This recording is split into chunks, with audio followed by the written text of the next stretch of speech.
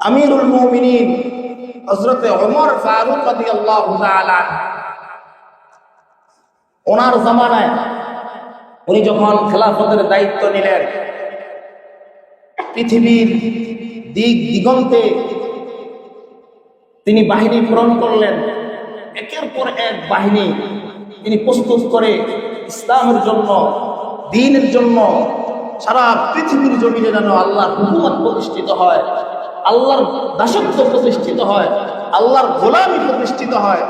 এই জন্য তিনি একের পর এক বাহিনী বিভিন্ন জায়গায় প্রেরণ করেন। এদিকে শাম, এদিকে রোম, এদিকে আফ্রিকা, এদিকে চীন, সব জায়গায় তিনি বাহিনী প্রেরণ করতে লাগলেন। অল্প সময়ের মধ্যেই সারা পৃথিবীর অর্ধজাহান ইসলামী হুকুমতের মধ্যে চলে আসলো। সুবহানাল্লাহ। বিভিন্ন তৎকালীন সুপার পাওয়ার পরাশক্তিরা ভয়ে থরথর করে কাঁপত ওমরের নাম শুনে। কি ওমর আসলো যে ওমর আমাদের ঘুম হারাম করে দিয়েছে, যে ওমর আমাদের খাওয়া হারাম করে দিয়েছে। একবার পারস্য থেকে বাদশাহ এক দূত করল, যাও ওমরের কাছে যাবে, মদিনায় যাওয়া। যাওয়ার পরে তার সিংহাসন, তার প্রটোকল, তার হেফাজতের জন্য কেমন বাহিনী, কেমন সিকিউরিটির ব্যবস্থা, এগুলো দেখে আসবা। তারা মনে করছে আমরা ছোট্ট একটা জায়গার শাসনকর্তা, আমাদের এত সিকিউরিটি, এত বাহিনী, এত এই সেই। ওমর তো সারা দুনিয়ার বাদশা এক ধরনের তৎকালীন জমানা, হয়তো তার প্রটোকল, তার বাহিনী, তার সিকিউরিটি, তার সব কিছু হবে। মদিনায় আসছে, আসার পরে খুঁজতেছে শাহী মহল কোনটা, বাদশাহী মহল কোনটা। কোন বাদশাহী মহল পায় না। এক সাহাবীর কাছে আসছে, বলতেছে তোমাদের আমিরুল মুমিনিন, তোমাদের বাদশাহ রাজা ওমর, যার কথা আমরা শুনি, আমাদের বাদশাহ ভয়ে প্রকম্পিত থাকে, যার ভয়ে, তার সিংহাসন, রাজপ্রাসাদ, এটা কোথায়? আমাকে একটু নিয়ে যাও, তার সাথে আমার দু একটা কথা আছে। বাদশাহ আমাকে প্রেরণ করেছে। তাই? হ্যাঁ। যাও, ওই ওখানে যাইবা, যা দেখবা খেজুরের বাগানের নিচে উনি শুয়ে আছে। আল্লাহু আকবার, আল্লাহু वो ज़माना मुअज़्ज़ज़ थे हामिले कुरान होकर, वो ज़माना मुअज़्ज़ज़ थे हामिले कुरान होकर, और हम ज़लीलो ख़ार होते हैं तारिके कुरान होकर, और हम ज़लीलो ख़ार होते हैं तारिके कुरान होकर।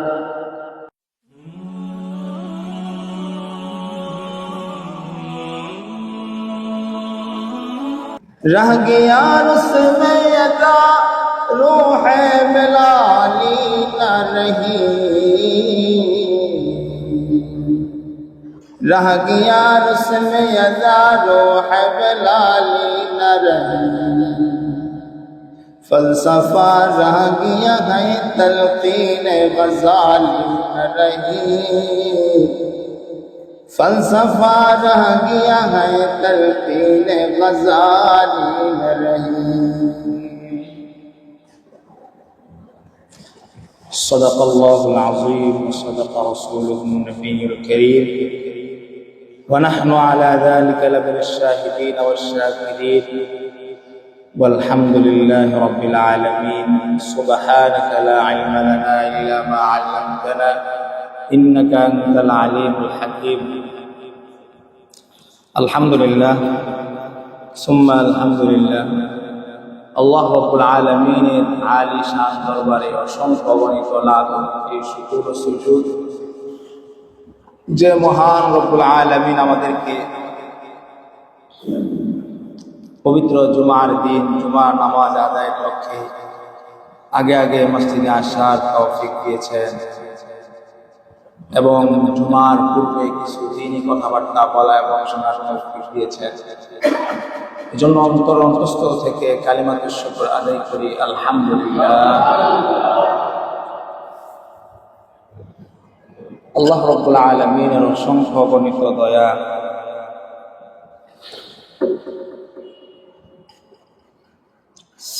আল্লাহ রাব্বুল আলামিন আজ পর্যন্ত এখন পর্যন্ত আমাদেরকে হায়াতে বাঁচিয়ে রেখেছেন, শারীরিক মানসিকভাবে সুস্থ রেখেছেন, দিল দেমাগ মন মেজাজ ভালো রেখেছেন, সর্বদিক থেকে আলহামদুলিল্লাহ ঈমানের হালতে রেখেছেন। এই জন্য আল্লাহ রাব্বুল আলামিনের দরবারে বারবার শুকরিয়া আলহামদুলিল্লাহ। সম্মানিত হাজিরিন, দীর্ঘ প্রায় 4-5 জুমা রাসূল করিম সাল্লাল্লাহু আলাইহি ওয়াসাল্লামের সিরাত নিয়ে আলোচনা করেছিলাম। মক্কি জিন্দেগি, নবীজির দাওয়াতের ফর্মুলা কিরকম ছিল, কিভাবে নবীজি দাওয়াতের কাজকে আঞ্জাম দিয়েছেন, কঠিন পরিস্থিতিতে, কঠিন প্রতিকূল মুহূর্তে নবীজি সাল্লাল্লাহু আলাইহি ওয়াসাল্লাম একাই দাওয়াতের কাজকে পরিপূর্ণভাবে নবীজি আঞ্জাম দিয়েছেন এবং কি পরিমাণ বাধা, কি পরিমাণ বিপদ, কি পরিমাণ সংকট, কি পরিমাণ কঠিন পরিস্থিতি, এটা বলে শেষ করা যাবে না, এটা বলে বোঝানো যাবে না।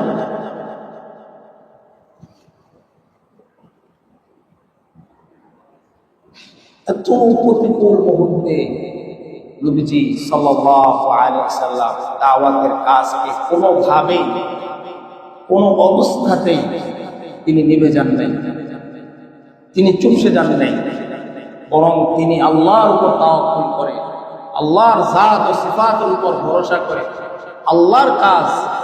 সুতরাং জিম্মাদার আল্লাহ আমাকে দিয়ে পাঠিয়েছেন, আল্লাহর উপর পূর্ণ ইয়াকিন রেখে তিনি তার কাজকে দিন দিন বেগমান করে নিয়েছেন।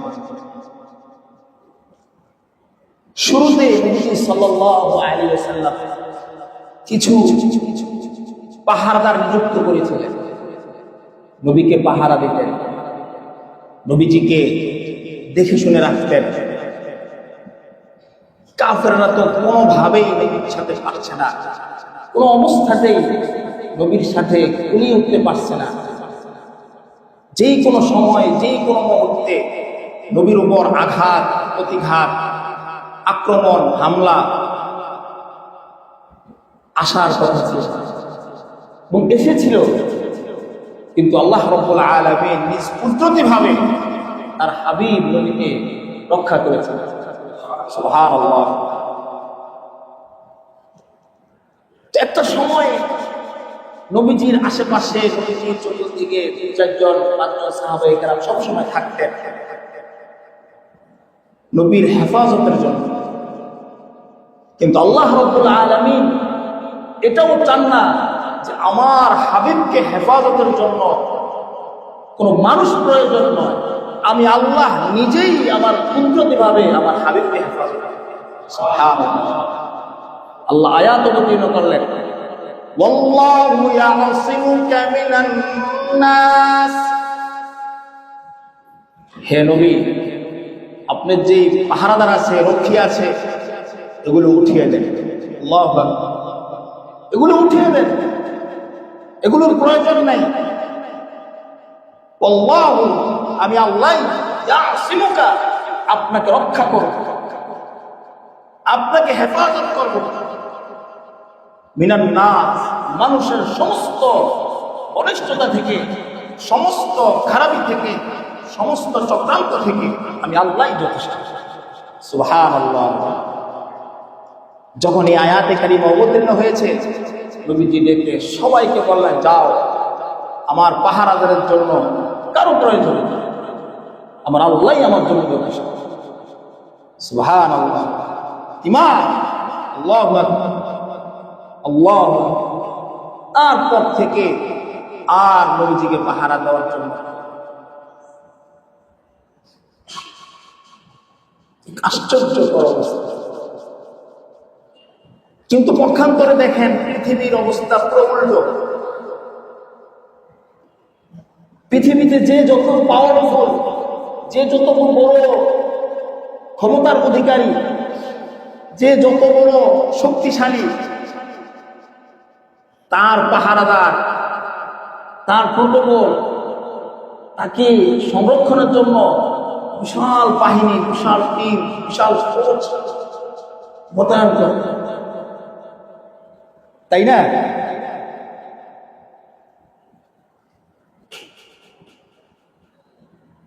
আসলে কি, আসলে সমস্যা হলো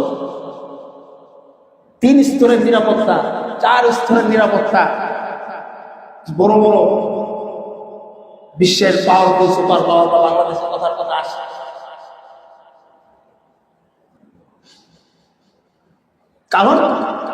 কারণ তারা আল্লাহর জাতের উপর কোনো ভয় নেই, তারা সম্পূর্ণ বস্তুর উপর নির্ভরশীল, সম্পূর্ণ বস্তুর উপর তারা নির্ভরশীল। তারা মনে করে যে এই প্রটোকল, এই বাহিনী, এই ফৌজ আমাকে হেফাজত করবে। নাউযুবিল্লাহ। এই এক সমস্যা। আরেক সমস্যা হলো, যে যত বড় দুনিয়াদার, যে যত বড় দুনিয়ার লেভেলে ক্ষমতাবান, সে তত বড় বাটপার, সে তত বড় নিজের ক্ষমতাকে টিকে রাখার জন্য দুর্নীতি, খারাপি, যত রকমের অন্যায় আছে সেগুলো মানুষের উপর তারা নির্বিচারে চালিয়েছে। যার কারণে তার প্রটোকল, তার বাহিনী, তাকে হেফাজতের জন্য অত বেশি লোকের প্রয়োজন। ইসলাম, মুসলমান, এখানে কোনো বাহিনী নেই। মুসলমানদের খলিফা, খেলাফত, তাদেরকে হেফাজতের জন্য কোনো বাহিনীর প্রয়োজন পড়ে না। আমিরুল মুমিনিন হযরত ওমর ফারুক রাদিয়াল্লাহু তাআলা, ওনার জামানায় উনি যখন খেলাফতের দায়িত্ব নিলেন, পৃথিবীর দিক দিগন্তে তিনি বাহিনী প্রেরণ করলেন। একের পর এক বাহিনী তিনি প্রস্তুত করে ইসলামের জন্য, দ্বীনের জন্য, সারা পৃথিবীর জমিনে যেন আল্লাহর হুকুমত প্রতিষ্ঠিত হয়, আল্লাহর দাসত্ব প্রতিষ্ঠিত হয়, আল্লাহর গোলামি প্রতিষ্ঠিত হয়। এই জন্য তিনি একের পর এক বাহিনী বিভিন্ন জায়গায় প্রেরণ করেন। এদিকে শাম, এদিকে রোম, এদিকে আফ্রিকা, এদিকে চীন, সব জায়গায় তিনি বাহিনী প্রেরণ করতে লাগলেন। অল্প সময়ের মধ্যেই সারা পৃথিবীর মর্দজাহান ইসলামী হুকুমতের মধ্যে চলে আসলো। সুবহানাল্লাহ। বিভিন্ন তৎকালীন সুপার পাওয়ার পরাশক্তিরা ভয়ে থরথর করে কাঁপত ওমরের নাম শুনে। কি ওমর আসলো, যে ওমর আমাদের ঘুম হারাম করে দিয়েছে, যে ওমর আমাদের খাওয়া হারাম করে দিয়েছে। একবার পারস্য থেকে বাদশাহ এক দূত প্রেরণ করলো, যাও ওমরের কাছে যাবে, মদিনায় যাওয়া। যাওয়ার পরে তার সিংহাসন, তার প্রটোকল, তার হেফাজতের জন্য কেমন বাহিনী, কেমন সিকিউরিটির ব্যবস্থা, এগুলো দেখে আসবা। তারা মনে করছে যে আমরা ছোট্ট একটা জায়গার শাসনকর্তা, আমাদের এত সিকিউরিটি, এত বাহিনী, এত এই সেই। ওমর তো সারা দুনিয়ার বাদশা এক ধরনের তৎকালীন জমানা। হয়তো তার প্রোটোকল, তার বাহিনী, তার সিকিউরিটি, তার সব কিছু হবে। মদিনায় আসছে, আসার পরে খুঁজতেছে শাহী মহল কোনটা, বাদশাহী মহল কোনটা। কোন বাদশাহী মহল পায় না। এক সাহাবীর কাছে আসছে, বলতেছে তোমাদের আমিরুল মুমিনিন, তোমাদের বাদশা রাজা ওমর, যার কথা আমরা শুনি, আমাদের বাদশা ভয়ে প্রকম্পিত থাকে, যার ভয়ে, তার সিংহাসন, রাজপ্রাসাদ, এটা কোথায়? আমাকে একটু নিয়ে যাও, তার সাথে আমার দু একটা কথা আছে, বাদশা আমাকে প্রেরণ করেছে। তাই? হ্যাঁ। যাও, ওই ওখানে যাইবা, যায় দেখবা খেজুরের বাগানের নিচে উনি শুয়ে আছে। আল্লাহু আকবার, আল্লাহু वो ज़माना मुअज़्ज़ज़ थे हामिले कुरान होकर, वो ज़माना मुअज़्ज़ज़ थे हामिले कुरान होकर, और हम ज़लीलो ख़ार होते हैं तारिके कुरान होकर, और हम ज़लीलो ख़ार होते हैं तारिके कुरान होकर। कुराনের সংস্পর্শ, কোরআনের মহব্বত, কোরআনের সাথে লাগার কারণে যে ওমর বকরি চড়াইতে পারত। আইয়াম জাহিলিয়াতে যখন ওমরের বাবা ওমরকে প্রেরণ করছে বকরি নিয়ে, যাও বকরিগুলো মরুভূমিতে বকরিগুলো তুমি চড়িয়ে নিয়ে আসো, খানা খাদ্য নিয়ে আসো, চড়িয়ে আসবা। তো ওমর রাদিয়াল্লাহু তাআলা তখন ইসলাম গ্রহণ করেন নাই, ইসলাম আসেও নাই। উনি বকরি চড়াইতেন মরুভূমিতে তো গরম আর গরম, রৌদ্রের তাপ। উনি কি করতেন? বকরির পিছন দিয়ে বসে থাকতেন, বকরির পিছনে তাপ থেকে বাঁচার জন্য, রৌদ্রের তাপ থেকে বাঁচার জন্য পিছনে বসে। তো ওনার দেমাগ এটা নাই যে বকরি তো পেশাব করলে আমার গায়ের উপর পড়বে। তো ওমরের বাপ যখন এই অবস্থায় দেখতো, তখন ওমরকে বলেছিল, ওমর তুই কি করে খাবি? তুই বকরি চড়াইতে পারস না, ছাগল চড়াইতে পারস না, তুই কি করে ভবিষ্যতে খাবি? সাইয়েদনা ওমর রাদিয়াল্লাহু তাআলা এই ঘটনা চিন্তা করতেন আর কাঁদতেন। আকরামাল্লাহু বিল ইসলাম, আ'আজ্জানাল্লাহু বিল ইসলাম। যে ওমর ছাগল চড়াইতে পারে না, সেই ওমর আজকে অনেক জাহানের মধ্যে। আল্লাহু আকবার, আল্লাহ। কোরআন কোথায় নিয়ে গিয়েছে? ওই বাদশার দূত গিয়ে দেখে খেজুরের গাছের নিচে আমিরুল মুমিনিন খলিফাতুল মুসলিমিন সাইয়েদনা ওমর ঘুমিয়ে আছে। কোনো প্রটোকল নাই, বাহিনী নাই, দ্বাররক্ষী নাই, দেহরক্ষী নাই। আল্লাহ, সে দেখে আশ্চর্য হয়ে গেছে, এটা কোন ধরনের মানুষ?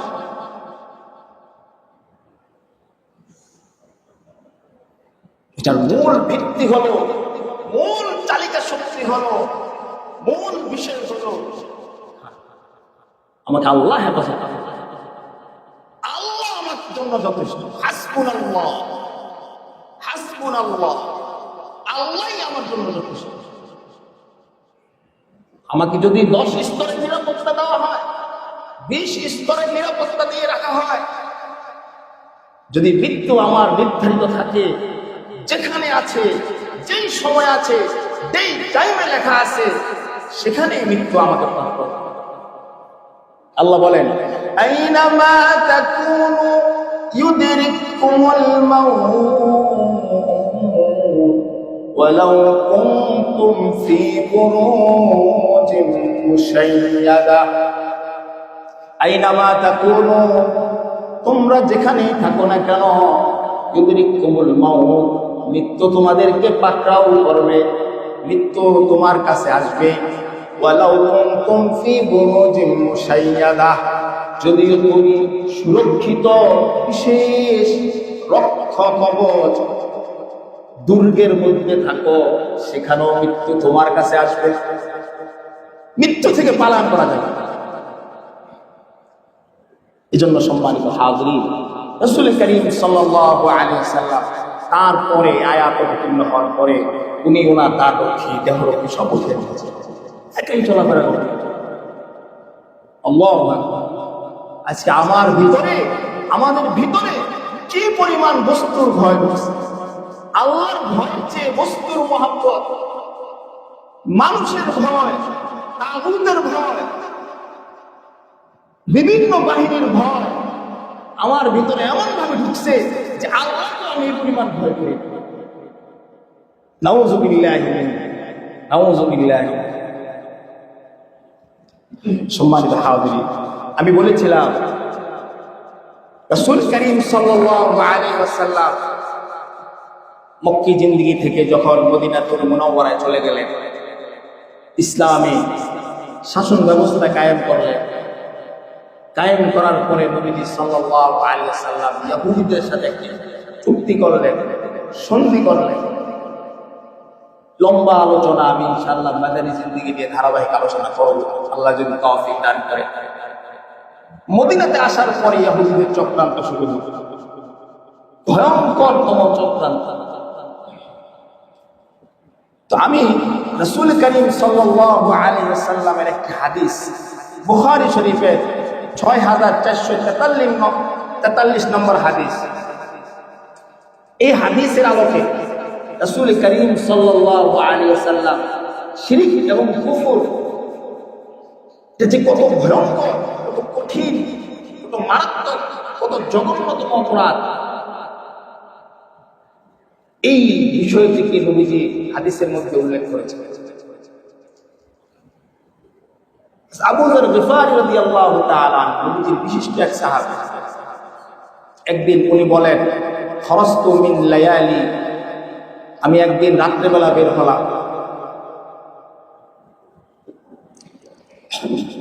বের হয়ে আমি চাটান মরুভূমিতে বের হয়ে দেখলাম নবীজি সাল্লাল্লাহু আলাইহি ওয়াসাল্লাম দূরে একা একা হাঁটতেছেন। নবীজি সাল্লাল্লাহু আলাইহি ওয়াসাল্লাম একা একা হাঁটতেছেন।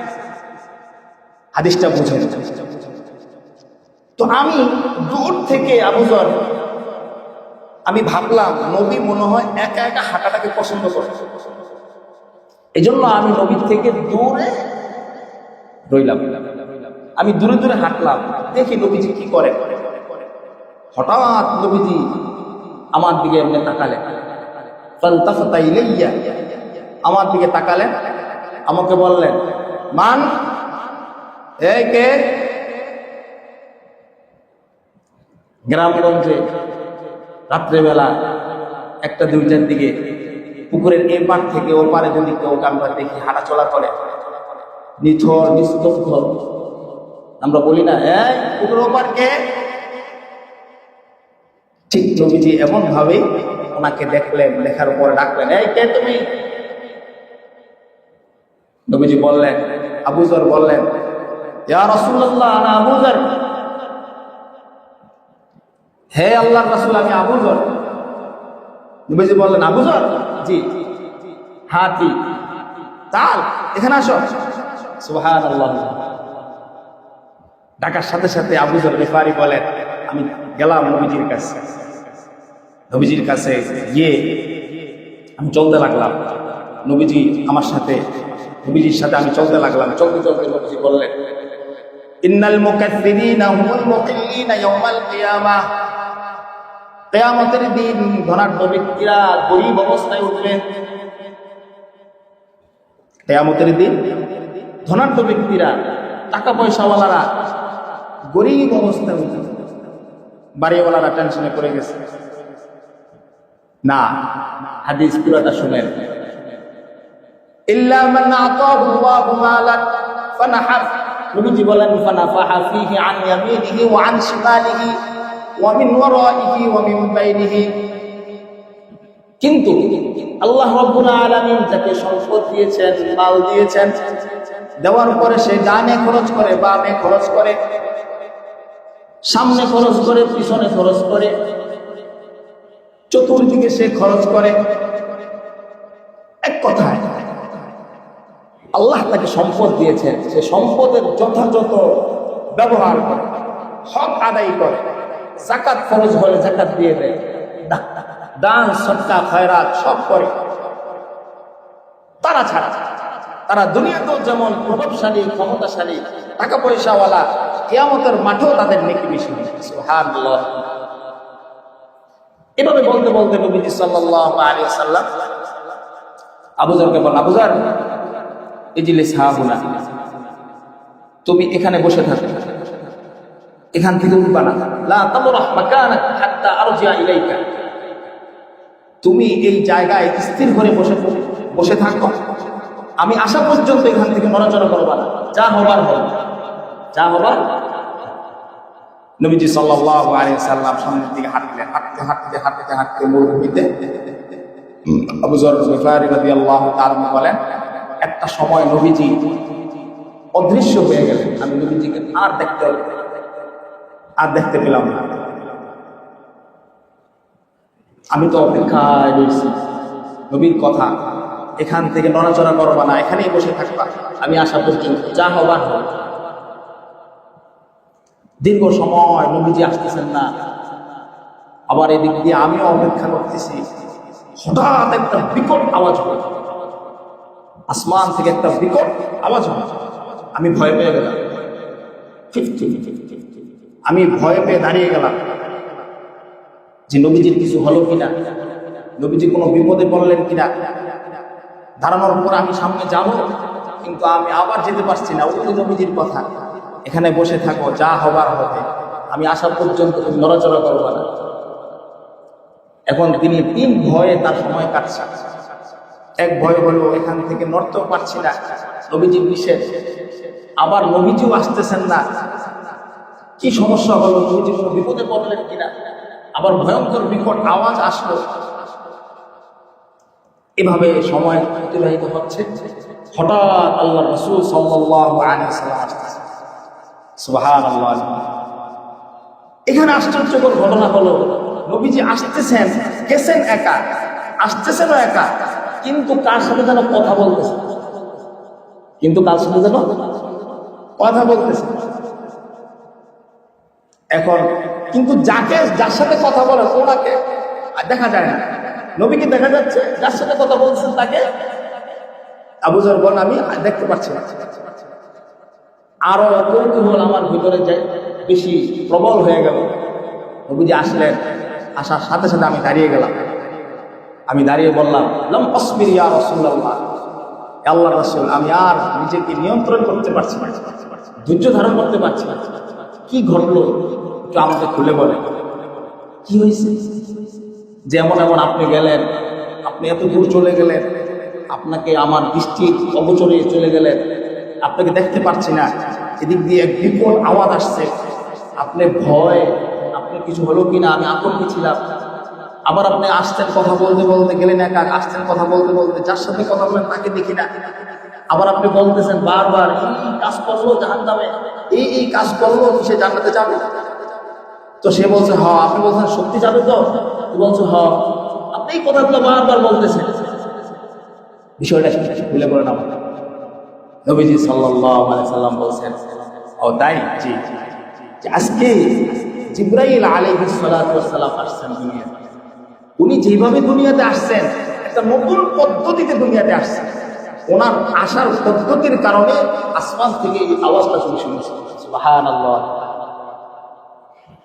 আর আমি যে কথা বলতেছিলাম এই মাত্রই জিবরাইল আমার সাথে কথা বলতেছে। সুবহানাল্লাহ। কি বলছেন?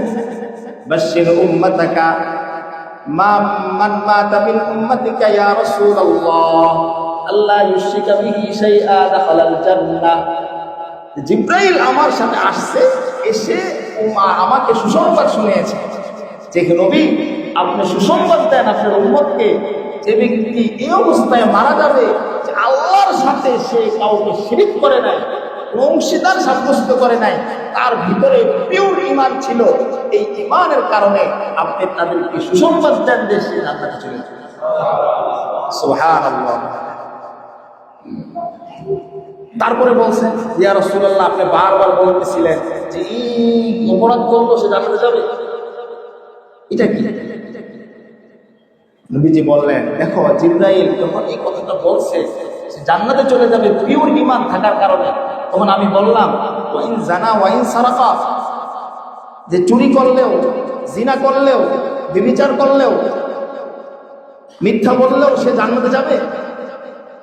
তো জিবরাইল বললেন হ্যাঁ, যদি তার মধ্যে পিওর ঈমান থাকে, সলিড ঈমান থাকে, খাঁটি ঈমান থাকে, ভেজাল মুক্ত ঈমান থাকে, চুরি করলেও জিনা করলেও একদিন না একদিন পিওর ঈমান খাঁটি ঈমান তাকে জান্নাতে নিয়ে যাবে। সুবহানাল্লাহ। বুখারী শরীফের riwayat রাসূল কারীম সাল্লাল্লাহু আলাইহি ওয়াসাল্লাম বলেন, খেয়াল করেন তিনটা বিষয়। যত পরিমাণ ঈমান, কি পরিমাণ? যত পরিমাণ ঈমান, গম পরিমাণ ঈমান, সরিষার দানা পরিমাণ ঈমান, সামান্যতম যত পরিমাণ, গম পরিমাণ, সরিষার দানা পরিমাণ ঈমান যদি থাকে, একদিন না একদিন সে শাস্তি ভোগ করে, জাহান্নামের ভয়ঙ্কর শাস্তি ভোগ করে, তার এই পিওর ছোট্ট সামান্য ঈমান তাকে জান্নাতে নিয়ে যাবে। সুবহানাল্লাহ। বুখারী শরীফে রাসূল কারীম সাল্লাল্লাহু আলাইহি ওয়াসাল্লাম বলেন ইয়াখরুজু মিনান নার মান ক্বালা লা ইলাহা ইল্লাল্লাহ ওয়া ফী কলবিহি যাররাতিন মিন শাঈর, যাররাতিন মিন শাঈরাতিন খায়র। যে ব্যক্তি লা ইলাহা ইল্লাল্লাহ বলেছে অন্তর থেকে এবং তার অন্তরে সরিষার দানা পরিমাণ যত পরিমাণ ঈমান আছে, তাকে একদিন না একদিন জাহান্নাম থেকে বের করে আনা হবে। রাসূল কারীম আবার বলেন ওয়া ফী কলবিহি ওয়াজনু যাররাতিন মিন খায়র, সামান্যতম সরিষার দানা পরিমাণ ঈমান আছে যার অন্তরে, তাকেও একদিন না একদিন জাহান্নাম থেকে বের করে আনা হবে। ওয়া ফী কলবিহি ওয়াজনু বুররাতিন মিন খায়র, এবং যার অন্তরের ভিতরে যত পরিমাণ ঈমান আছে একদিন না একদিন তাকেও জাহান্নাম থেকে বের করে আনা হবে। সুবহানাল্লাহ। তাহলে আমরা কি পেলাম? বিশুদ্ধ ঈমান, বিশুদ্ধ আকীদা, বিশুদ্ধ ইখলাস ওয়ালা ঈমান একদিন না একদিন জাহান্নামে গেলেও তাকে জাহান্নামের আযাব ভোগ করার পর আল্লাহ তাকে একদিন না একদিন জান্নাতে পৌঁছায়। সুবহানাল্লাহ। এই হাদিসটা শোনার পরে আমরা আগামী জুমায় ইনশাআল্লাহ যে ঈমান ছাড়া নেক আমল, ঈমান ছাড়া নেক আমল কোনো নেক আমলই না, ওই নেক আমলের কোনো সামান্য পরিমাণ মূল্য আল্লাহর কাছে নেই। 5টা মিসাল দিব কোরআন থেকে। আল্লাহ বলছেন ঈমান ছাড়া নেক আমল, ভালো আমল, সৎ আমল আল্লাহর কাছে কোনো মূল্য নেই। আল্লাহ তাআলা আমাদেরকে সঠিক কথাগুলো বুঝে সে অনুযায়ী আমল করার তৌফিক দান করেন।